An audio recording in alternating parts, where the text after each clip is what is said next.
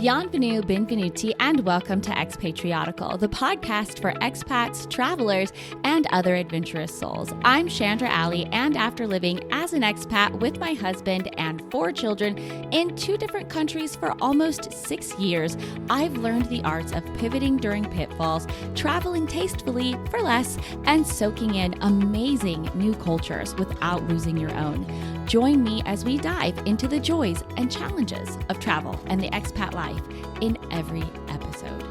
You guys, I just got super excited about this episode today because I feel like it's one that we are all going to explore and go on together. And that is the topic of this episode. It is so important to be curious about your surrounding and environments and to explore. So many possibilities can open up when you do. Granted, it is also super important to stay safe, and I know that not everyone listening to this can explore safely and may be relegated to the compound they live in or may not be allowed to drive in that country, but we can also brainstorm about how you can explore even in those circumstances. And in fact, you don't even need to be living abroad to do this, let's call it a practice. My first experience with this and the wonders of what can happen when you explore actually happened 20 years ago. Yes, that's right. Way before living as an expat was a gleam in my eye, I moved to Los Angeles to pursue my dream of acting. And you can hear a smidge about that and a lot more about me in episode 1, who I am and how I started my crazy expat life. Anyway, after being in between jobs for a couple of weeks and applying at multiple restaurants to be a server, only to be told I could only be a hostess, though I already had 6 years of experience as a server, or being told that weekend work was mandatory, which I know is a totally reasonable thing to say. But I had just come off of a job working night shifts and weekends, and I had no friends, and because I was so new, and working the weekends kept me from spending time with my family. So this extrovert was desperate to spend quality time with people, and I knew I needed the weekends off to do so. But I was also desperate to make some money. At every turn, it seemed like there was nothing available. Either I would put in an application and hear nothing, or I would interview on the spot and find that not working weekends was not possible. After an interview at the Cheesecake Factory in Beverly Hills, where the manager had been keen to hire me but said that weekends were required, I left dejected and started driving home to Culver City.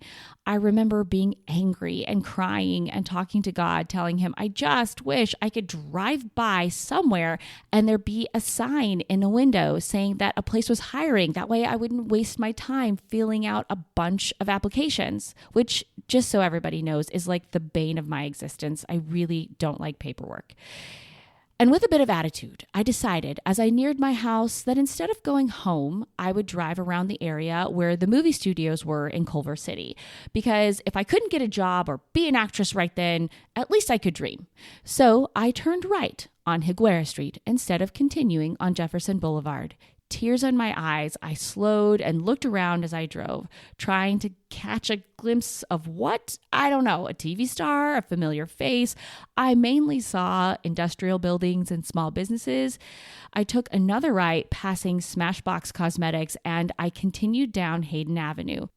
I happened to glance to my left, and out of the corner of my eye, I saw in the front window of a small building tucked between 2 warehouses, a small red and white sign that read, "Help Wanted." I couldn't believe it. I parked and went inside, and for me, the rest is history. I got the job at that little restaurant called JJ's Cafe, which is sadly no longer there. But so much came out of that one occurrence. Yes, I got a job, which I desperately needed. But God used this to open up so many more opportunities.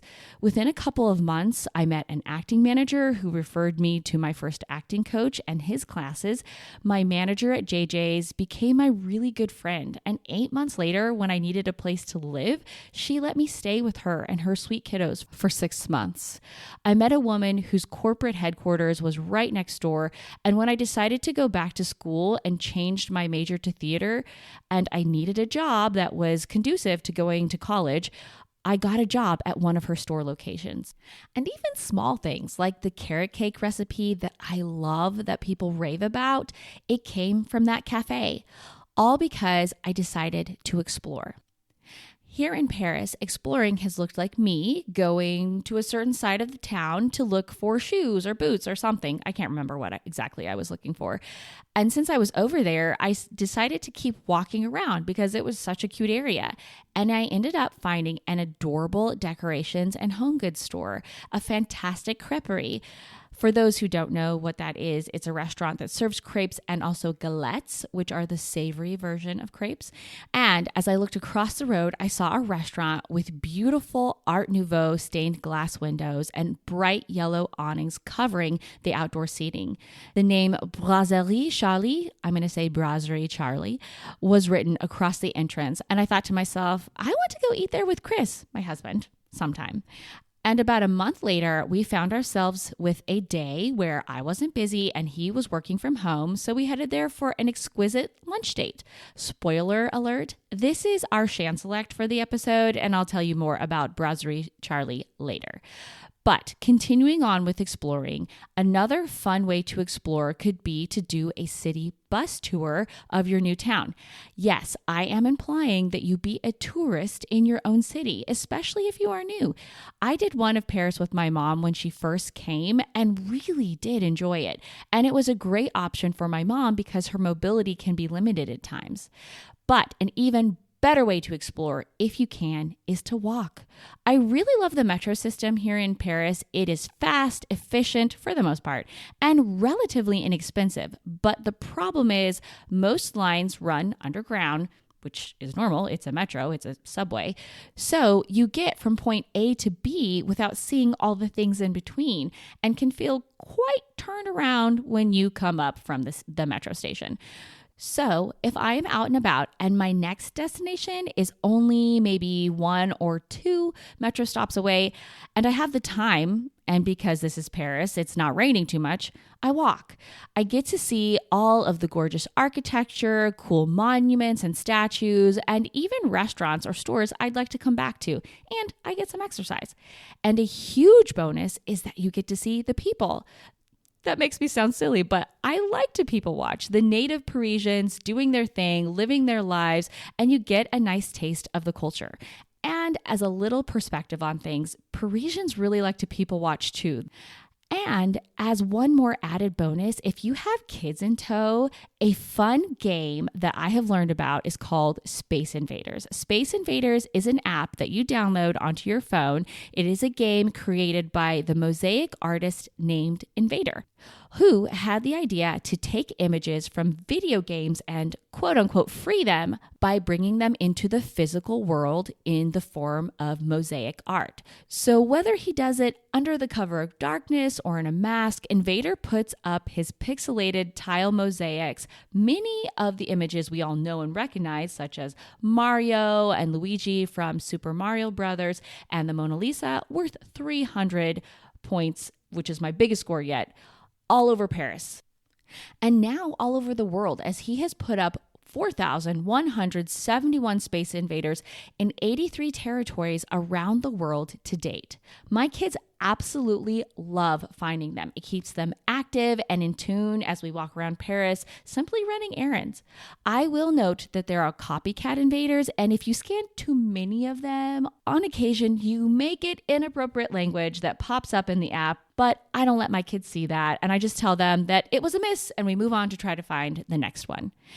And And I will admit that I play the game without them because deep down, I am still a kid at heart. I will be sure to include the website for Space Invaders in the show notes so you can check it out for yourself. Another way to explore your city that I just did for the first time ever a couple weeks ago is to sign up for a race, a 5K, a 10K, or whatever K you feel like doing.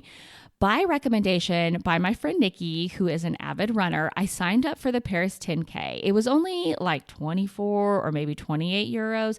And she said that it was a beautiful and great way to see Paris. And man, was she right. We started at the Arc de Triomphe, ran by the church at Madeleine, and coursed by the glass pyramid at the Louvre. I saw glimpses of the opera and the obelisk at Concorde and Hotel Invalides. Then we ran through 3 tunnels along the Seine River, gazing at the Eiffel Tower as we went, and then up a steep hill. Think of me as the little engine that could. At that point in the race, we were about 8 kilometers in to Trocadero, and then rounded it out, finishing almost exactly where we had started.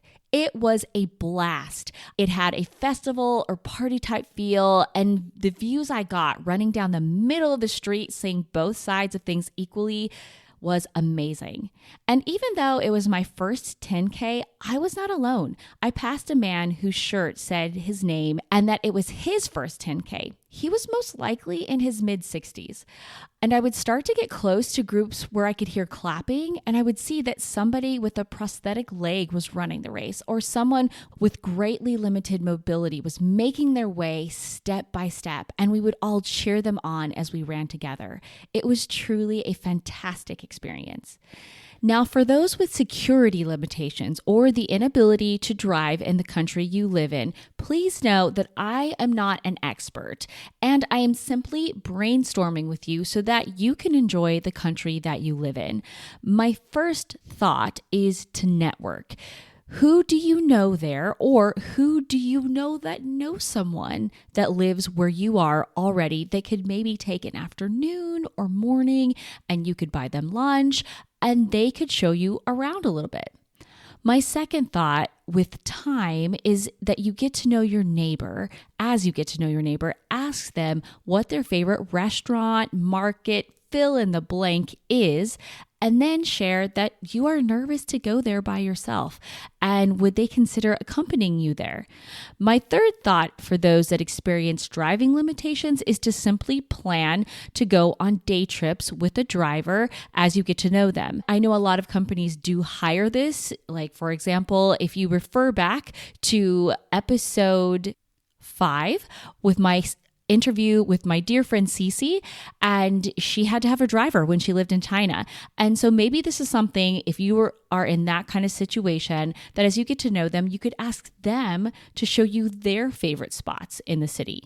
And finally, to find and reach out to any other expats in the area and ask them what their experience has been like trying to explore the city. Have they felt safe, and what areas would they recommend you stay away from? You can do this by finding Facebook groups, going online and searching that way.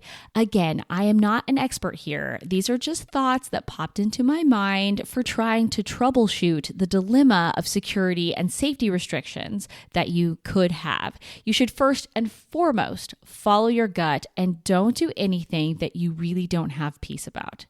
So that pretty much wraps up this exploratory episode of Expatriotical. I do want to put it out there that, as my friend Michelle said in episode 12, take it at your own pace.